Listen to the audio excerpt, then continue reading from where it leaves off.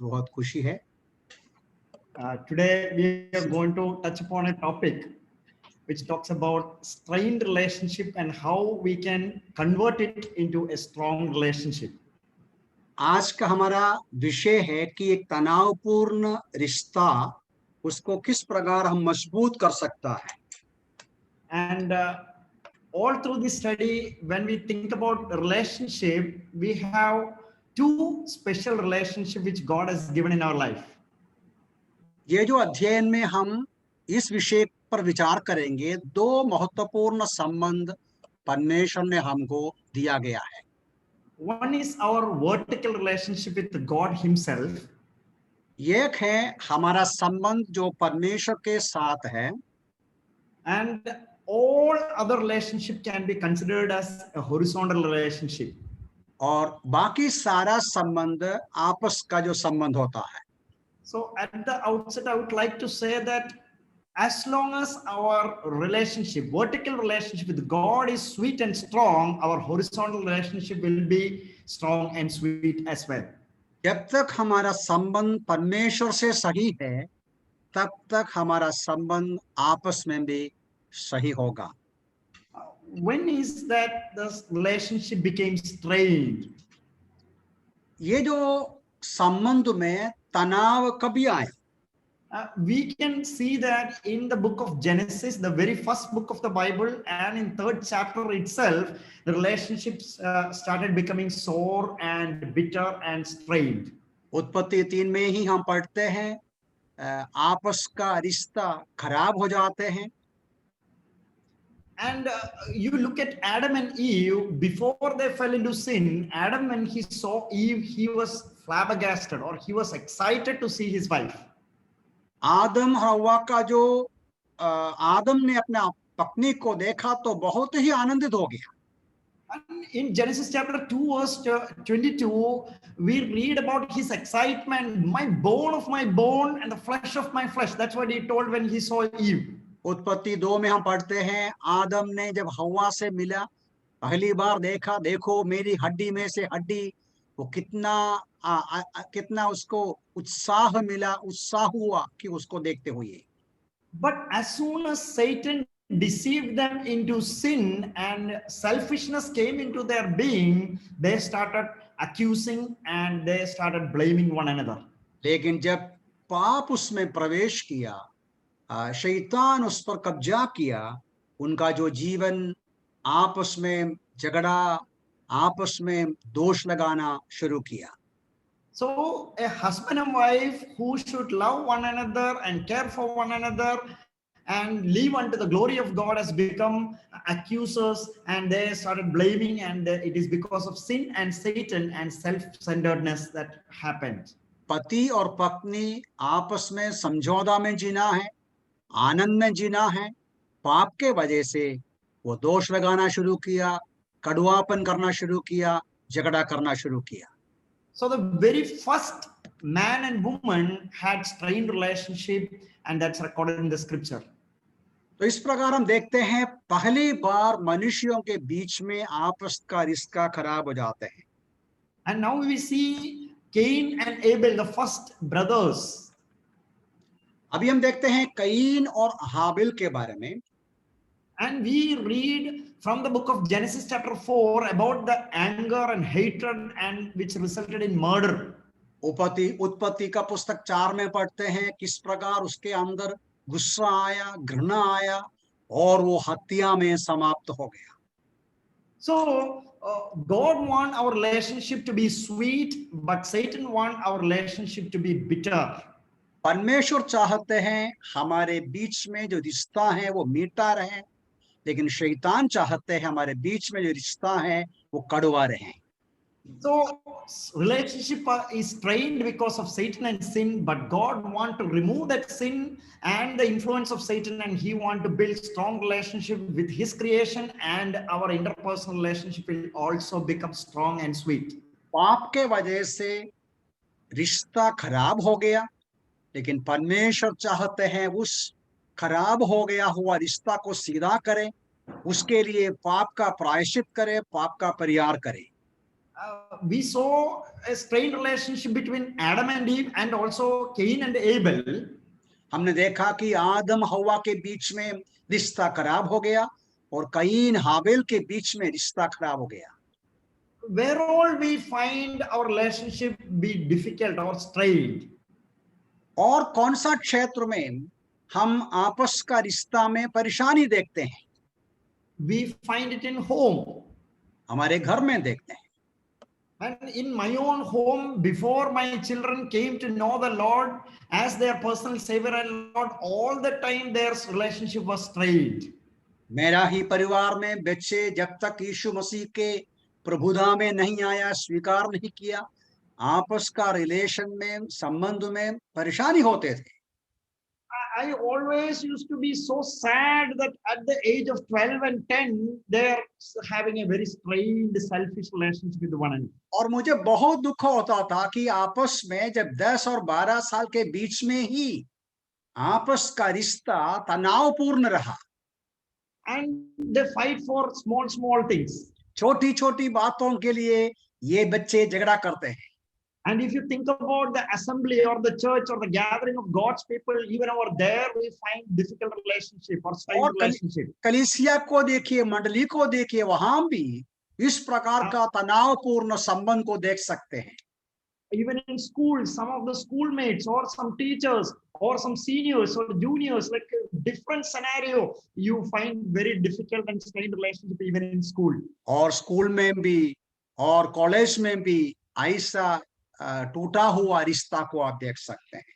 In some offices and some colleges, the colleagues are having problem. You have problem with a strained relationship with the boss. Office में भी, college में भी आप देख सकते हैं, आपका जो ऑफिस में आपका जो ऑफिसर है, आपका जो बॉस है, उसके साथ रिश्ता खराब हो जाते हैं.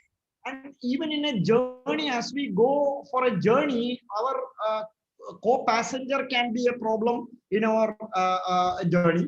नहीं तो आप सफर करते हैं, सफर करते समय सामने जो बैठा है वो भी आपको समस्या दे सकते हैं, मतलब रिश्ता खराब हो जा सकते हैं.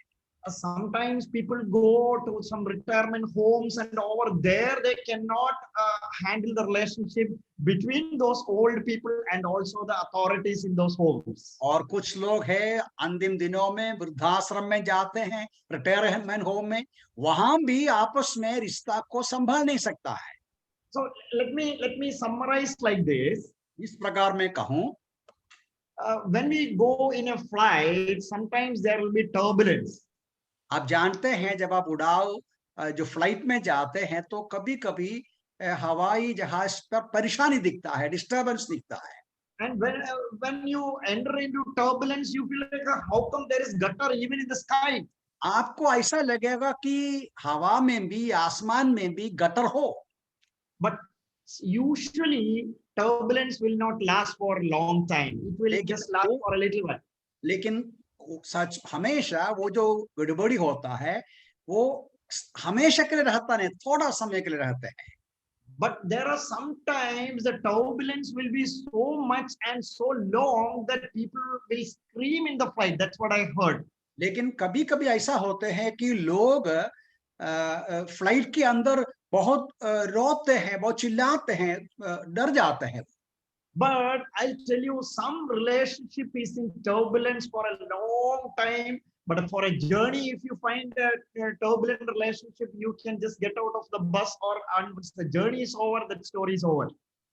लेकिन हम सफर की बात है, आपका जो सफर के बीच में जो डिस्टर्बेंस या परेशानी होते हैं वो समाप्त होगा, परेशानी भी समाप्त हो गया.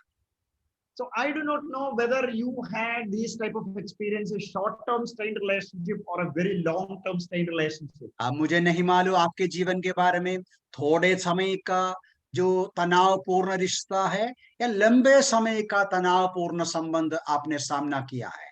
But I'll tell you, we need to have some maturity in our life or maturity in our relationship so that we will be able to enjoy our relationship and it will be sweet as well as strong. लेकिन मैं आपको बताना चाहता हूं कि हमारे जो रिश्ता है उस रिश्ता को अनुभव करने के लिए, कायम रखने के लिए वास्तव में हमारे अंदर परिपक्वता चाहिए. So maturity will resolve strained relationship. परिपक्वता जो है हमारे जो तनावपूर्ण रिश्ता को जोड़ देते हैं या रिस्टोर करते हैं. If you ask me through the whole class, what is that I'm trying to communicate? One word, if you take home, it is maturity in the Lord. यदि आप मुझे पूछेगा कि इस अध्ययन में क्या है वो बड़ी सच्चाई एक शब्द में कहें, वो ये है परिपक्वता मसीही जीवन में.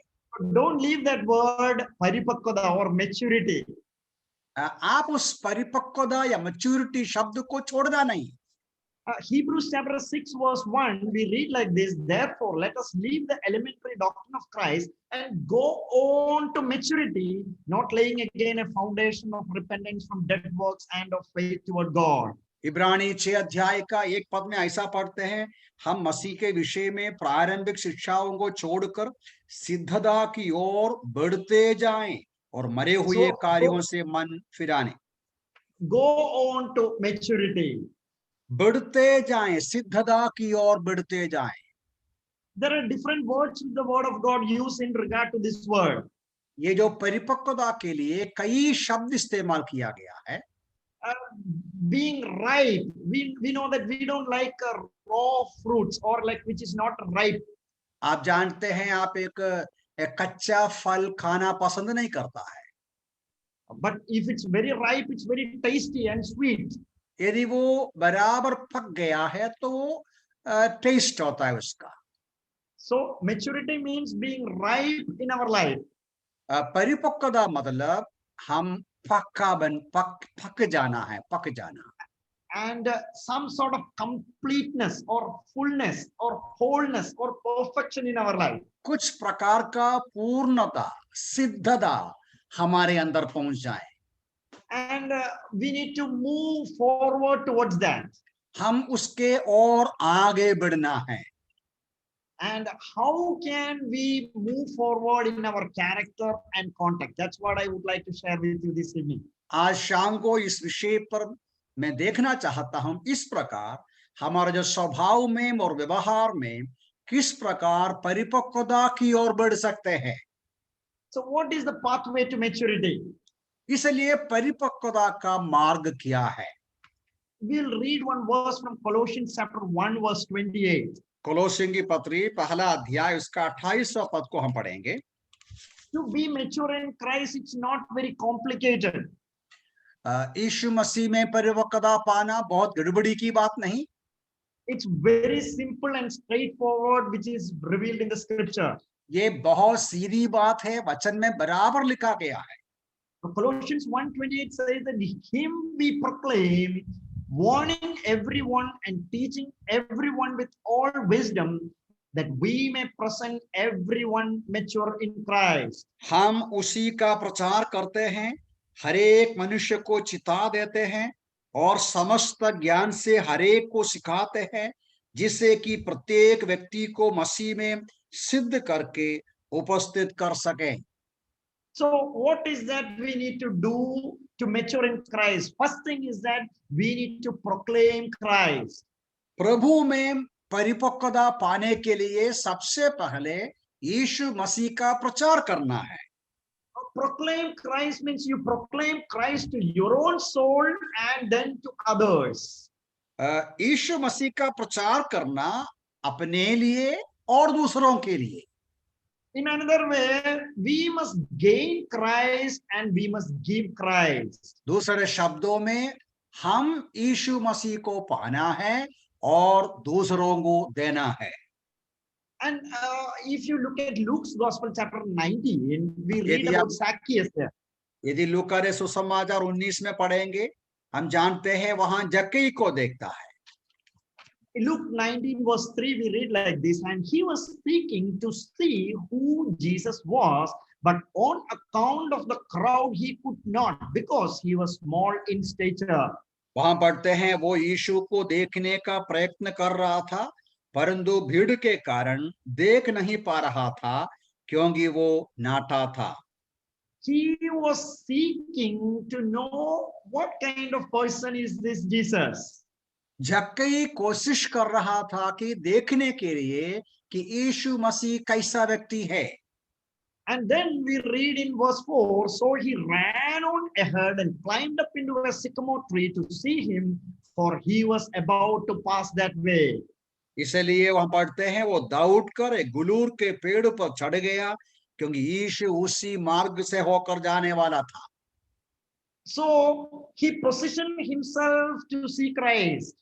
इसलिए झक्कई उस प्रकार बैठा कि वो यीशु को देखे। We all should position ourselves in such a way that we will be able to see Christ. हम भी इस प्रकार बैठना है कि यीशु मसीह को बराबर देख पाए।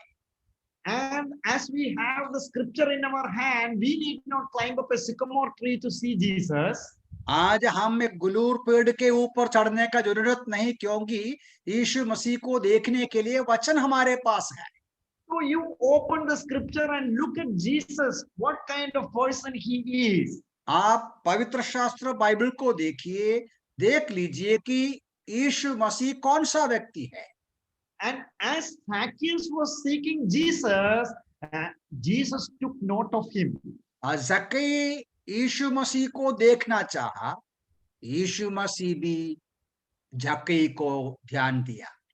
And when Jesus came to the place, he looked up and said to him, Zacchaeus, hurry and come down, for I must stay at your house today. प्रभु यीशु मसीह झक्कई के पास आते हैं और कहते हैं, आज मुझे तेरे घर में रहना आवश्यक है। So he is a person who take note of those who seek him and try to see him. तो इसका मतलब जो यीशु मसीह को देखना चाहते हैं, उन पर यीशु मसीह ध्यान देते हैं।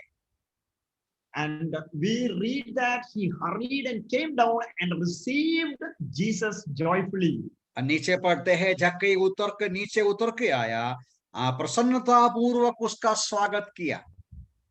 So we should keep on seeking Jesus and seeing Jesus, so that we will gain Jesus and we will give Jesus to others. इसका मतलब हम प्रभु यीशु मसीह को पाते रहना है, हम अपनाते रहना है और दूसरों तक पहुंचाते रहना है, ताकि हम उसको और ज्यादा पाते रहे। And if we keep on beholding Christ in the scripture, we will become like Christ with all his communicable attributes. यदि हम इस प्रकार यीशु मसीह को पवित्र शास्त्र वचन से देखते रहे, उनका जो स्वभाव हम तक आ सकते हैं, वो सब कुछ हम पाएंगे, उसके समानता में हम बढ़ जाएंगे। We should take note of this word communicable attributes. ये जो शब्द है कम्युनिकेबल एट्रीब्यूट या संचारी गुण, ये ध्यान देना। That means those attributes can be shared with you and me. इसका मतलब प्रभु यीशु मसीह का जो गुण है, जो हम हमारे जीवन में ला सकते हैं। He is almighty. It's non-communicable attribute. हमारा प्रभु यीशु मसीह सर्वशक्तिमान है, वो हम तक नहीं पहुंचेगा।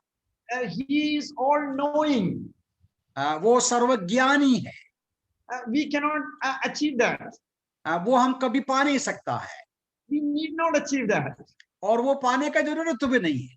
But his love, his grace, and his mercy, all those things are communicable attributes he will impart in our life as we gaze upon him through the scripture. लेकिन यीशु मसीह का जो गुण है, उसका जो प्रेम है, उसका जो दया है, उनका जो करुणा है, ये सब हमारे जीवन में आ सकते हैं, यदि हम उसकी ओर ध्यान लगाएगा तो।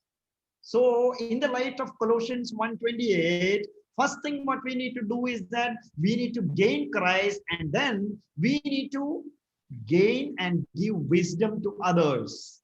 इसका मतलब सबसे पहले परिपक्वता की ओर पहुंचने के लिए हम यीशु मसीह को पाना है, और दूसरा दूसरों को समझाना है, दूसरों को ज्ञान देना है। And look at that verse once again. We proclaim him, and then warning everyone and teaching everyone with all wisdom, so that we may present everyone mature in Christ. कोलोसियों की पत्री पहला अध्याय का 28 को फिर से देखिए। हम उसी का प्रचार करते हैं, हर एक मनुष्य को चिता देते हैं और समस्त ज्ञान से हर एक को सिखाते हैं, जिससे कि प्रत्येक व्यक्ति को मसीह में सिद्ध करके उपस्थित कर सके। So you give Christ and give wisdom. You gain Christ and gain wisdom. That means you will mature in Christ. इसका मतलब परिपक्वता पाने के लिए मसीह को पाना है और ज्ञान को पाना है, मसीह को देना है और ज्ञान को देना है। So what we will do during the rest of our time together, we'll read 3 passages from the scripture. अभी हम 3 वचनों को हम पढ़ेंगे, Just 3 portions of the scripture. पवित्र शास्त्र वचन से 3 पैसेजेस हम पढ़ेंगे। Okay, first I will read in English, then Brother Nelson will read in Hindi. Let us prayerfully listen to these words. अब पहले हम इंग्लिश में, बाद में हिंदी में पढ़ेंगे, प्रार्थना के साथ सुनिएगा। Colossians chapter 3 verse 12 to 14, we'll read from 12 onwards. Colossians 3:12 onwards. कोलोसियों की पत्री 3 का 12 से लेके पदों को पढ़ेंगे। Put on then as God's chosen ones, holy and beloved, compassionate hearts, kindness, humility, meekness, and patience, bearing with one another, and if one has a complaint against another, forgiving each other as the Lord has forgiven you. So you also must forgive. And above all these, put on love, which binds everything together in perfect harmony. परमेश्वर के उन चुने हुओं के सदृश जो पवित्र और प्रिय है, अपने हृदय में सहानुभूति, करुणा, दीनता, विनम्रता और सहनशीलता धारण करो। यदि किसी को किसी पर दोष देने का कोई कारण हो, तो एक दूसरे की सह लो और दूसरे के अपराध क्षमा करो। जैसे प्रभु ने हमारे अपराध क्षमा किए, वैसे ही तुम भी करो। इन सब के ऊपर प्रेम को, जो एकता का सिद्ध बंध है, धारण कर लो। So we'll come to the next passage. Now we read from Colossians. Now we'll go to Romans chapter 12 verse 17 to 19. अभी हम लोग रोमियों की पत्री 12वां अध्याय उसका 17 से लेके 19 पद को पढ़ेंगे। Repay no one evil for evil, but give thought to do what is honorable in the sight of all. If possible, so far as it depends on you, live peaceably with all. Beloved, never avenge yourself, but leave it to the wrath of God, for it is written, vengeance is mine, I will repay, says the Lord. 17 और 16 17 से okay 17. बुराई के बदले किसी से बुराई ना करो, उन बातों का आदर करो जो सबकी दृष्टि में भली है। जहां तक तुमसे बन पड़े, सबके साथ यदा संभव शांतिपूर्वक रहो। वर्स 19 प्रियों, अपना बदला कभी ना लेना, परंतु परमेश्वर के कोप को जगा दो, क्योंकि लिखा है, प्रभु कहता है कि बदला लेने वाला मेरा काम है, बदला मैं दूंगा। And one more passage we'll read, and then we'll look at some of the points from these passages. एक और वचन हम पढ़ेंगे, तीतुस की पत्री 3 अध्याय 2 और 3। Titus chapter 3 verse 2, to speak evil of no one, to avoid quarreling, to be gentle, and to show perfect courtesy towards all people. For we ourselves were once foolish, disobedient, led astray, slaves to various passions and pleasures, passing our days in malice and envy, hated by others and hating one another. तीतुस 3 का 2-3, क्योंकि हम सब ही पहले निर्बुद्धि, अनाज्ञाकारी, भ्रम में पड़े हुए तथा विभिन्न प्रकार की वासनाओं और अभिलाषाओं के दास थे, और अपना जीवन डाह व ईर्ष्या में व्यतीत करते थे। हम घृणित थे तथा एक दूसरे से वैर रखते थे। So from these passages, how to press on to maturity in difficult relationship. That's what we are going to look at. ये जो वचन से किस प्रकार हम परिपक्वता की ओर बढ़ेंगे और तनावपूर्ण संबंध को सीधा करेंगे, हम देखेंगे। I should make a deliberate decision that I will never repay evil with evil. मैं एक निर्णय लेना है, कभी भी मैं बुराई का बदला बुराई नहीं करेगा। We live in an evil world. हम एक बहुत ही बुरा संसार में रहते हैं। We live among people who do evil things. हम ऐसे लोगों के बीच में रहते हैं, वो पाप में रहते हैं। So there is every chance and every possibility that somebody or the other, they are going to do some evil for you invariably. इसलिए किसी न किसी वजह से कोई न कोई हमारे जीवन में जिससे हम संबंध में आते हैं, हमारे खिलाफ कुछ कर सकता है। But how should be my attitude, or how is that I am going to behave? I will decide that I am not going to repay evil with evil. लेकिन उसका प्रतिक्रिया मैं कैसा करूंगा, वो मैं निर्णय करूंगा। मैं कभी भी बुराई के बदले बुराई नहीं करेगा। Romans 12 verse 17 as well as 21 we read already. Repay no one evil for evil. Do not be overcome by evil, but overcome evil with good. रोमी 12 में हमने देखा कि बुराई के बदले किसी से बुराई ना करो, बुराई से ना हारो, परंतु भलाई से बुराई का जीत लो। I will tell you, we cannot overcome evil with evil. हम कभी भी बुराई के ऊपर बुराई से जीत नहीं सकता। If there is some darkness, you cannot solve darkness with darkness, but you have to put the light. जब अंधकार है तो अंधकार को निकालने के लिए अंधकार से नहीं निकलेगा, उसके लिए ज्योति चाहिए। So the same way we need to do good so that we will be able to overcome evil. That's what the Bible says. इसी प्रकार वचन कहते हैं, बुराई को हटाने के लिए हमें भलाई करना है। Second thing, what we need to make a decision in our life is that respect what is right and true. दूसरा जो निर्णय हमें करना है कि जो सही और जो सच्चा है वो हम आदर करना है। In 17, Romans 12:17, we read, give thought to do what is honorable in the sight of all. वहां पढ़ते हैं रोमी 12 का 17 में, उन बातों का आदर करो जो सबकी दृष्टि में भली है। And respecting what is right and true in the light of God's word is the best way to deal with interpersonal relationships. परमेश्वर के वचन के अनुसार जो सही है, सच्चा है, वो आदर करना हमारी आपस का रिश्ता को कायम रखने में जरूरी है। Many a times we think that, oh, I am like this, or my parents have taught me like this, or our culture is like this, so I will behave like this.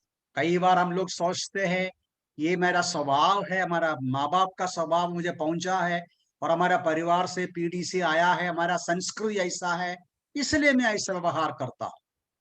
But that is not the way we need to deal with relationship. लेकिन आपस का संबंध, रिश्ता इस प्रकार हम संभाल नहीं सकता। What is the right way to deal in relationship according to the scripture? You come to that and respect that and do that. वचन के अनुसार आपस का रिश्ता को संभालने के लिए जो वचन कहते हैं वो हमें मानना है, वो पालन करना है। And third point in building strong and sweet relationship is that be at peace. और तीसरा मुद्दा यहाँ से हम समझ सकते हैं, जो रिश्ता को संभालने के लिए हमेशा शांति रखना है, शांत मेल रखना है। One very familiar verse from Romans chapter 5 verse 1. Therefore, since we have been justified by faith, we have peace with God through our Lord Jesus Christ. एक वचन रोमी 5 का 1 में हम सब जानते हैं, हम विश्वास से धर्मी ठहराए जाने पर यीशु मसीह के द्वारा परमेश्वर के साथ मेल है। So we never had peace with God because we sinned and we have fallen short of the glory of God. पाप के वजह से परमेश्वर का महिमा से रहित होने के कारण परमेश्वर से हमें शांति नहीं था। Because we were sons of disobedience. हम अनाज्ञाकारी बच्चे थे। And we were rebelling against God and His word. हम परमेश्वर के वचन के खिलाफ हम बलवा करते थे। But God wanted to bring peace into that relationship. लेकिन परमेश्वर वो जो रिश्ता में शांति या मेल मिलाप लाना चाहा। So He came into this world in the person of the Lord Jesus Christ. परमेश्वर ने मनुष्य शरीर लेकर यीशु मसीह में इस संसार पे आया। And He died on the cross of Calvary, bearing our sins. हमारे पाप, हमारे उद्धार के लिए वो सूली पर मृत्यु का दंड उठाया। And through His death and resurrection, He has brought peace with God. और यीशु मसीह का उस मृत्यु और पुनरुत्थान के द्वारा हमें परमेश्वर से मेल मिलाप में लाया। So anybody who have accepted the Lord Jesus Christ as their personal Savior and Lord, they have peace with God. इसलिए जो कोई यीशु मसीह को उद्धारकर्ता के रूप में ग्रहण किया, स्वीकार किया, उनके अंदर शांति है, उनके अंदर सही मेल मिलाप है। Bible call our God as a God of peace. पवित्र शास्त्र बाइबल कहते हैं परमेश्वर शांति का परमेश्वर है। In Philippians chapter 4, you see God as God of peace. फिलिप्पी 4 में पढ़ते हैं परमेश्वर शांति का परमेश्वर है। In 1 Thessalonians chapter 5, we read about God as a God of peace. पहला थिस्सलुनी 5 में पढ़ते हैं परमेश्वर की शांति। And this God of peace can give peace, the peace of God which surpasses all human understanding. ये जो शांति का परमेश्वर हमारे अंदर ऐसी शांति दे सकते हैं जो मनुष्य के ज्ञान से परे है। And our Lord Jesus Christ is called the Prince of Peace. हमारा प्रभु यीशु मसीह का नाम ही शांति का राजकुमार है। And the gospel which we preach, it is the gospel of peace. और जो समाचार हम प्रचार करते हैं, सुसमाचार, वो शांति का सुसमाचार है। And Matthew's Gospel chapter 5 verse 9, we read the beatitude, blessed are the peacemakers, for they shall be called the children of God. मत्ती 5 का 9 में पढ़ते हैं, धन्य है वे जो मेल करवाने वाले हैं, क्योंकि वे परमेश्वर के पुत्र कहलाएंगे। So children of God who has been reconciled to God have peace with God and they become peacemakers. तो परमेश्वर का संतान विश्वासी परमेश्वर से मेल मिलाप में आते हैं और वो मेल करवाने वाले बन जाते हैं। Bible is not talking about peace finders but peacemakers. हम पवित्र शास्त्र बाइबल में मेल ढूंढने वालों को नहीं, मेल करवाने वालों को देखता है।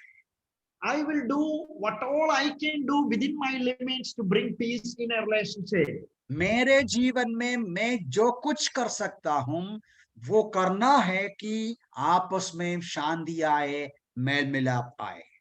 Sometimes when a relationship is strained, people say that person is the one who is at fault. Let him come and reconcile to me. कभी कभी एक दूसरे के बीच में तनाव आते हैं, परेशानी आते हैं, ऐसा बोलेगा उसने गलती किया, वो मेरे पास आए, मेरे से माफी मांगे।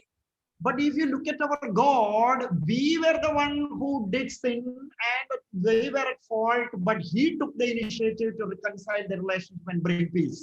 लेकिन परमेश्वर का कार्य को देखिए कि हमने पाप किया तो हमारे साथ मेल मिलाप कराने के लिए परमेश्वर ने इनिशिएटिव लिया और वो हमारे लिए आया, वो हमारे लिए कष्ट उठाया। So as you mature in Christ, you will have this godly quality in your life and you start becoming peacemaker. जैसा हम यीशु मसीह में परिपक्वता पाएंगे, बढ़ते जाएंगे, उसके समानता में हम मेल करवाने वाला बन जाएंगे। So we should make peace in all relationships, all within our limits. जो कुछ हम कर सकता है हमारे सीमा में खड़े होकर हम किसी न किसी प्रकार मेल मिलाप या शांति लाना अवश्य है। First point, we learned that we should not repay evil with evil. But fourth point, we learned that we should never take revenge. पहली बात हमने देखा था कि भला बुराई के खिलाफ बदले बुराई नहीं करना। अब 14 पॉइंट ये है, हम कभी भी बदला नहीं लेना। There is a difference. उसमें एक फर्क है। Repaying evil with evil means it's spontaneous and he did something and I'm doing something and finish it off. बुराई के बदले बुराई करना मतलब वो तुरंत होते हैं, उसने कुछ बुराई किया, हम भी कुछ बुराई करके उसका सीधा कर दिया। But taking revenge is at a different level.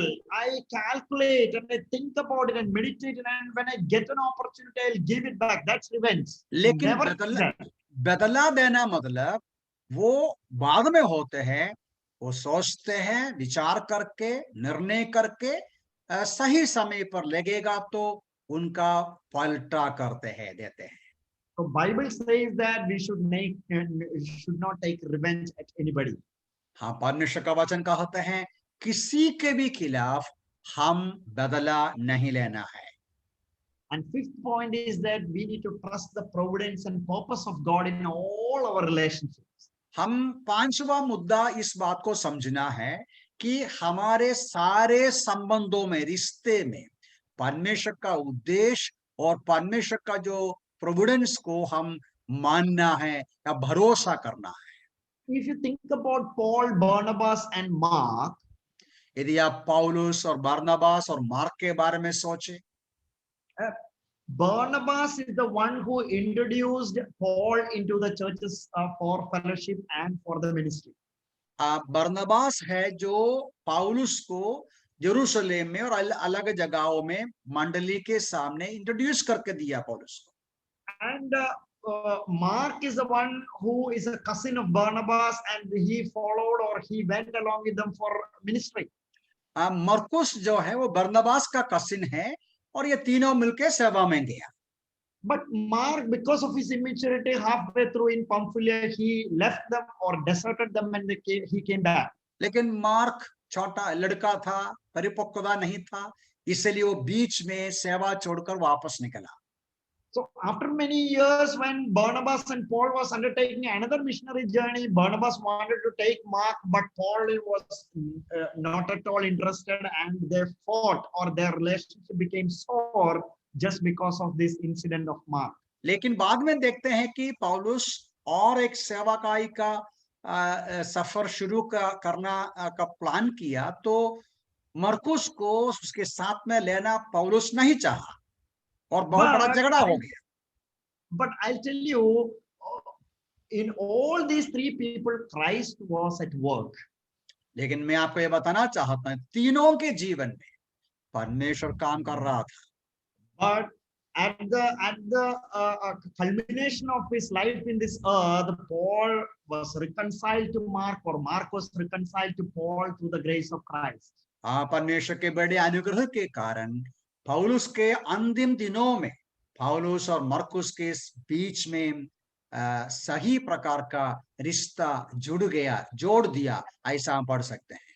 And I'll tell you, towards the end of his life, he wanted Mark to be with him because he is of much use to him. इसके अंतिम दिनों में पौलुस ने कबूल किया, मरकुस मेरे साथ आना है, मुझे उससे लाभ मिलेगा। That means maturity in Christ, or Christ transforming work, can resolve any interpersonal relationship. इसका मतलब हमारा जो परिपक्वता है, जैसा प्रभु हमारे अंदर काम करते हैं, हम उन्नति पाते जाते हैं, हमारे आपस की रिश्ता भी सुधर जाते हैं, अच्छा हो जाते हैं। And in the book of Philemon, we read about Paul urging Philemon to forgive Onesimus and try to reconcile this relationship between the slave and the master. और फिलेमोन के पुस्तक में भी पढ़ते हैं पौलुस किस प्रकार फिलेमोन से विनती करते हैं, ओनेसिमस से माफ करे और ओनेसिमस को वो स्वीकार करे अपने घर पे फिर से।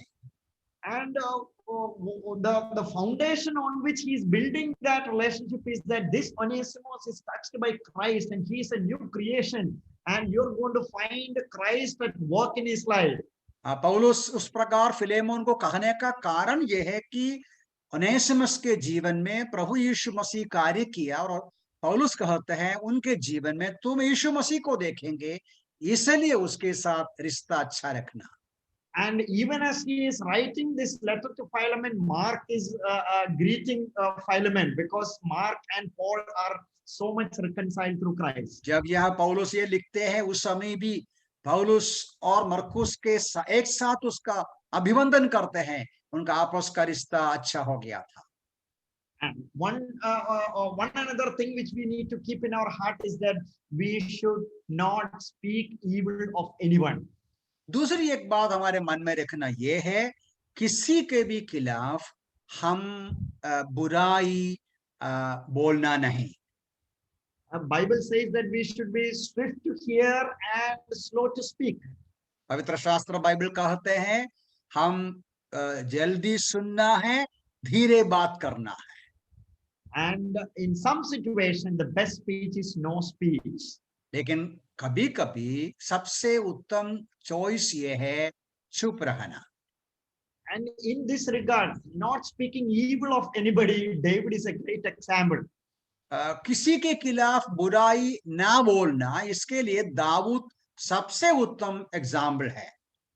We know that David and Saul had a very bad relationship. आप जानते हैं दाऊद और शाऊल के बीच में बहुत बुरा रिश्ता रहा।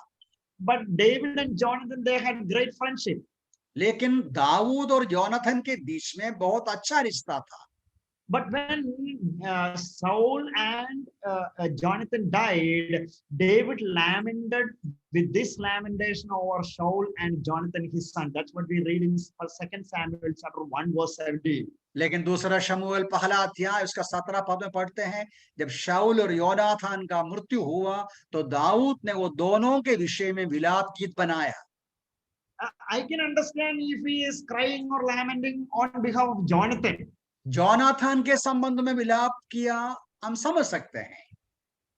And you know, he's talking about both of them as your glory, O Israel, is laid on your high places, how the mighty have fallen. दोनों शाऊल के बारे में, जोनाथन के बारे में दाऊद गाते हैं, हे इस्राएल तेरा शिरोमणि तेरे ऊंचे स्थान पर मारा गया, हाय शूरवीर क्यों गिर पड़े। Oh, if we were in David's position, we would have told, oh my Jonathan, my beloved and lovely, you have died and I'm sorrowful about it. यदि शायद आप, मैं और आप डेविड के जगह में होता तो हम योनाथन के बारे में कहेगा, आपका मृत्यु कैसा हो गया, मुझे बहुत दुख है। So he is talking about Saul and Jonathan together as beloved and lovely and swifter than eagles, stronger than lion. He is talking only good things about them.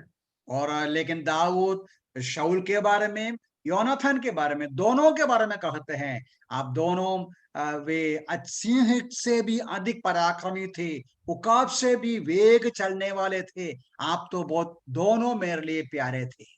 Never speak evil of anyone. दूसरे के किसी के संबंध में बुराई नहीं बोलना है। When we do not know the details, be silent, don't speculate. जब हमको अधिक बातें मालूम नहीं, अंदाज नहीं करना, हमें चुप रहना है। So silence solves a lot of problems in our interpersonal relationship. हमारे आपस का रिश्ता में हम शांत रहेगा तो, चुप रहेगा तो बहुत सारी समस्या का हल होगा। And another point what we need to keep in mind is that we need to be gentle and not harsh with people. और दूसरी बात यह है कि हमेशा हम नम्र रहना चाहिए, कड़क नहीं रहना चाहिए लोगों के साथ। Titus 3:2 we read that be gentle. We need to be gentle. तीतुस का 3:2 में हम लोग इस बात को पढ़ते हैं, किसी को बदनाम ना करे, झगड़ालू ना हो, पर कोमल स्वभाव रखे। And another thing what we need to keep in mind is that we need to be humble in our life. और कोमल स्वभाव के अलावा नम्रता का स्वभाव की जरूरत है। How can we build humility in our life? किस प्रकार हमारे जीवन में इस नम्रता आएगा? We need to remember who we were and what we were before Christ. हमें इस Before बात knowing Christ. को याद रखना है, हम यीशु मसीह के पास आने के पहले हम कौन थे? Before being saved, we were all of this or some of this at different level. We were foolish, disobedient, led astray, slaves of various passions and pleasures, passing our days in malice and envy, hated by others and hating one another. This is what we were all before knowing Christ. हम उद्धार पाने के पहले हम इसी प्रकार, ये लोगों के प्रकार, निर्बुद्धि, अनाज्ञाकारी, भ्रम में पड़े हुए विभिन्न प्रकार की वासनाओं और अभिलाषाओं के दास थे. So if we remember who we were, then we will be very humbled. यदि हम स्मरण रखेगा हम पहले कौन थे, हम अपने आप को नम्रता में रखेंगे.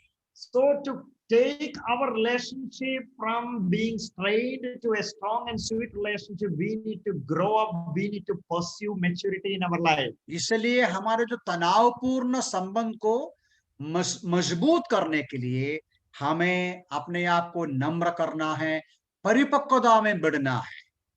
In regard to growing up, I see Hannah as a great example. अभी परिपक्वता या उन्नति के संबंध में हन्ना एक बहुत अच्छा उदाहरण है. We know that Elkanah had two wives, and one was Peninnah and one was Hannah, and Hannah had no children.